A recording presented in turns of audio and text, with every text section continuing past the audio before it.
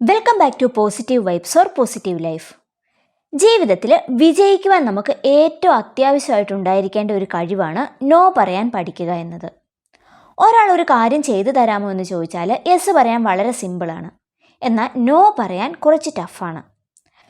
നമുക്ക് ചെയ്യാൻ പറ്റാത്ത ഒരു കാര്യമാണെങ്കിൽ പോലും അവരെന്ത് കരുതുമെന്ന് കരുതി കഷ്ടപ്പെട്ട് നമ്മൾ യെസ് പറയും. ഇവിടെയാണ് പോസിറ്റീവായിട്ട് നോ പറയാൻ പഠിക്കേണ്ടതിൻ്റെ ഇമ്പോർട്ടൻസ്. ആരെന്ത് ചോദിച്ചാലും യെസ് പറയുന്ന ആളുകൾക്ക് ഒരിക്കലും ലൈഫിൽ അവർ അർഹിക്കുന്ന ഒരു വിജയം നേടാനോ അല്ലെങ്കിൽ അവരവർക്ക് വേണ്ടി കുറച്ച് സമയം കണ്ടെത്താനോ കഴിയാറില്ല. എപ്പോഴും മറ്റുള്ളവരുടെ കാര്യങ്ങൾക്ക് പിന്നാലെ നടന്ന് ഇവരുടെ സമയം നഷ്ടപ്പെട്ടുകൊണ്ടേയിരിക്കും. ആരെയും സഹായിക്കരുതെന്നോ അല്ലെങ്കിൽ ആർക്കു വേണ്ടിയും നമ്മുടെ സമയം കൊടുക്കരുതെന്നോ ഒന്നുമല്ല ഞാനിവിടെ പറയുന്നത്. നമുക്ക് ഇഷ്ടമോ താല്പര്യമോ ഇല്ലാത്ത കാര്യങ്ങൾ ഒരു നോ പറയാൻ പറ്റാത്തതിൻ്റെ പേരിൽ കഷ്ടപ്പെട്ട് ചെയ്യേണ്ടി വരരുത് എന്ന് മാത്രമാണ് ഞാനിവിടെ ഉദ്ദേശിക്കുന്നത്. അപ്പോൾ പോസിറ്റീവായിട്ട് നോ പറയാൻ വേണ്ടി നമ്മൾ ശ്രദ്ധിക്കേണ്ട കാര്യങ്ങൾ എന്തൊക്കെയാണെന്ന് നോക്കാം. ഒന്നാമതായിട്ട്, നിങ്ങളൊരു പീപ്പിൾ പ്ലീസർ ആവുന്ന സ്വഭാവം മാറ്റിവെക്കുക. നിങ്ങൾക്ക് ചെയ്തു കൊടുക്കാൻ പറ്റാത്തതോ അല്ലെങ്കിൽ നിങ്ങൾക്ക് താല്പര്യമില്ലാത്തതോ ആയൊരു കാര്യം ആരെങ്കിലും ചെയ്തു തരാമോ എന്ന് ചോദിച്ചാൽ നോ പറയുമെന്ന് സ്വയം ഡിസൈഡ് ചെയ്യുക. അതായത് നിങ്ങൾ നിങ്ങളോട് തന്നെ പറയുക, ഇനി എനിക്കിഷ്ടമില്ലാത്തൊരു കാര്യം ആര് ചോദിച്ചാലും ഞാൻ ചെയ്തു കൊടുക്കില്ല. അങ്ങനെ ഒരു ഡിസിഷൻ നിങ്ങൾ സ്വയം എടുക്കുക. ഇപ്പോൾ നിങ്ങൾ മുഖത്ത് നോക്കി എടുത്തടിച്ചതുപോലെ എനിക്ക് പറ്റില്ല എന്ന് പറയണം എന്നില്ല. പകരം നിങ്ങൾക്ക് എന്തെങ്കിലുമൊക്കെ എക്സ്ക്യൂസസ് പറയാം. രണ്ടാമതായിട്ട്, എക്സ്ക്യൂസസ് പറയാനായിട്ട് പഠിക്കുക. ചില ആളുകളുണ്ട്, അവരോട് ആരെങ്കിലും ഒരു ഹെൽപ്പ് ചോദിച്ചാൽ അല്ലെങ്കിൽ എന്തെങ്കിലും ഒരു കാര്യം ചെയ്തു തരാമോ എന്ന് ചോദിച്ചു കഴിഞ്ഞാൽ അവർക്ക് ഒരു എക്സ്ക്യൂസും പറയാൻ അറിയില്ല.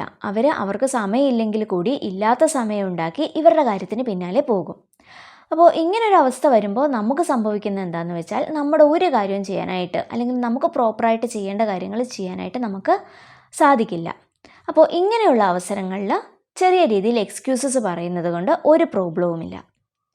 ഇപ്പോൾ ഒരു എക്സാമ്പിൾ പറഞ്ഞാൽ, നമ്മുടെ കൂടെ വർക്ക് ചെയ്യുന്ന ഒരാൾ അയാളുടെ കുറച്ച് വർക്ക് കൂടി ഒന്ന് ചെയ്തു കൊടുക്കാമോ എന്ന് ചോദിക്കുന്ന ആളുകളുണ്ട്. അപ്പോൾ അങ്ങനെയൊക്കെയുള്ള സിറ്റുവേഷൻസ് വരുമ്പോൾ നമുക്ക് പറയാം, ഓക്കെ, എനിക്ക് കുറേ വർക്ക് പെൻഡിങ്ങിലാണ്, അപ്പോൾ എൻ്റെ വർക്ക് തന്നെ എനിക്ക് ചെയ്തു തീർക്കാനായിട്ട് പറ്റില്ല, അതുകൊണ്ട് നിങ്ങൾ നിങ്ങളുടെ വർക്ക് ചെയ്യുക, എനിക്ക് ചെയ്യാനുള്ളത് ഞാൻ ചെയ്തു തീർത്തോട്ടെ. അങ്ങനെ ആ രീതിയിൽ നിങ്ങൾക്ക് എക്സ്ക്യൂസ് പറയാം. അല്ലെങ്കിൽ ആരെങ്കിലും നമ്മുടെ അടുത്ത് കടം ചോദിക്കുകയാണെന്ന് വെച്ചു.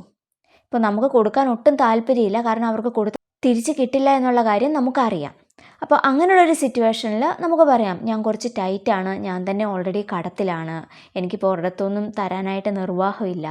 അങ്ങനെയുള്ള രീതിയിൽ നമുക്ക് എക്സ്ക്യൂസസ് പറയാം.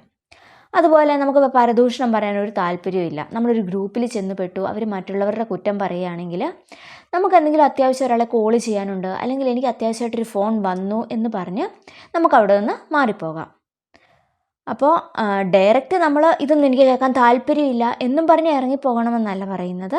പകരം ചെറിയൊരു രീതിയിൽ ആർക്കും ദോഷം ഉണ്ടാക്കാത്ത രീതിയിൽ എന്തെങ്കിലും ഒരു എക്സ്ക്യൂസ് പറഞ്ഞ് അവിടെ നിന്ന് മാറിപ്പോകാം. അപ്പോൾ ഇങ്ങനെ എക്സ്ക്യൂസസിലൂടെ തന്നെ നമുക്ക് നോ പറയാനായിട്ട് പറ്റും.